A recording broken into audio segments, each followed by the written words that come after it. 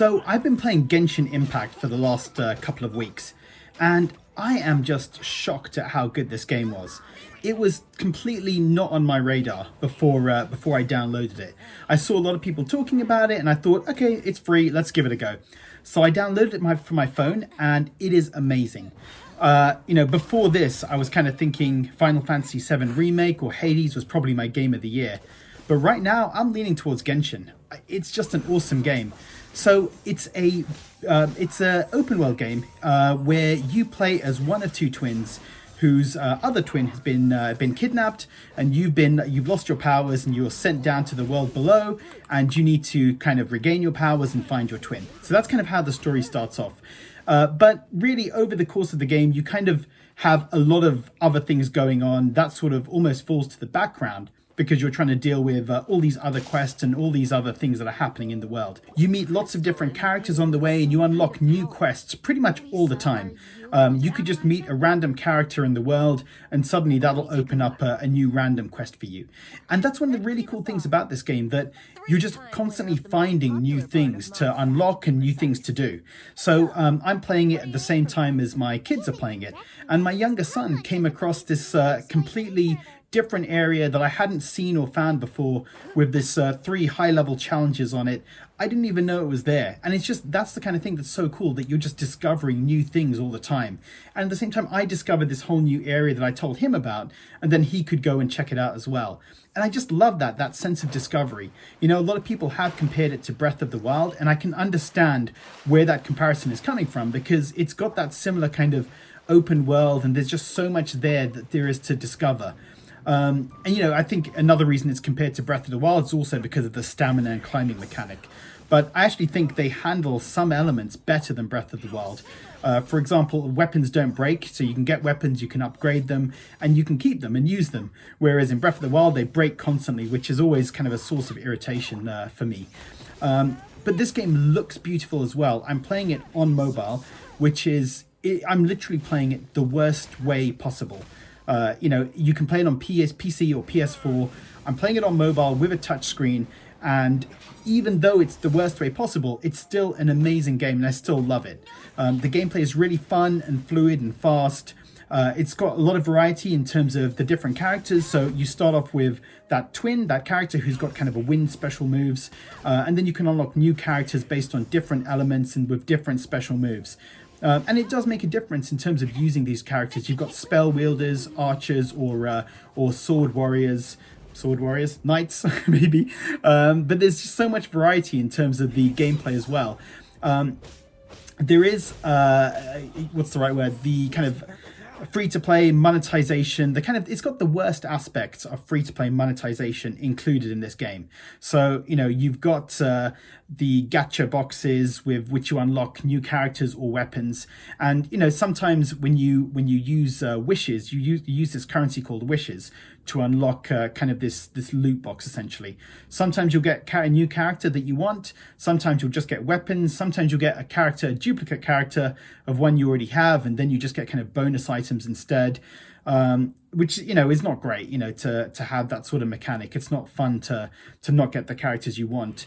But so far the currency you get, the wishes and the prismogems, those are kind of the main sort of currency that you need. It's been so generous that I haven't, there's no need at all for me to spend money or even think about spending money. It's also got things like cooldown timers, daily login bonuses. So it's got those kind of the worst aspects of free-to-play monetization. But the game is still so fun that even though you've got these things there, and even though I know that these are not good things, the game is so good and it feels so fun to play, and there's so much to do and so much kind of enjoyable things to do that it doesn't really matter. I haven't felt the need to spend money, but I feel like the developers, MiHoYo, have made such a brilliant game that I'm actually not averse to spending money. This is the kind of game that I think they could have charged £40 for easily, and it would have been worth it, because it's just so good. So like I said, there's so much to do. There's, you explore this open world, you have quests, and there's loads of quests for you to find and do. And you can level up your character, and also you can level up, you have an adventurer rank as well, which levels up as you do things as well. And so you can level up each character to make them stronger, and then your adventurer rank goes up, and you can unlock new quests and new sort of aspects of the game as you unlock higher ranks. And so you're always kind of looking at that, and pretty much everything gives you a little bit of experience to your adventurer rank. So you can always see that you're making progress, getting to the next big kind of update, or the next big change in terms of the way you can play and what you can do.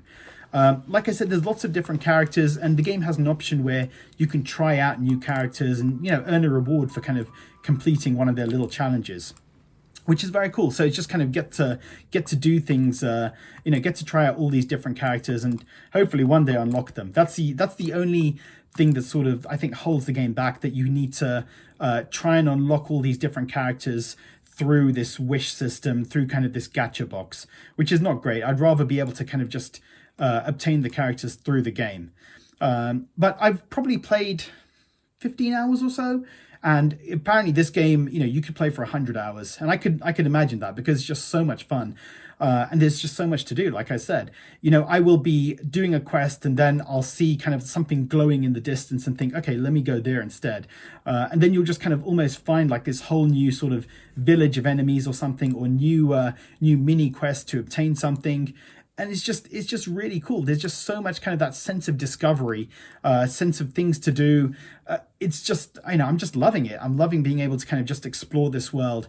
The battle system is really easy to get the hang of. This kind of the dashing, and you can change characters, use specials, and it feels really satisfying to like take on a tough enemy and being able to kind of completely destroy them, not because you're overpowered, but because you're actually just kind of using all the skills and abilities available and doing it in the right way to take them down.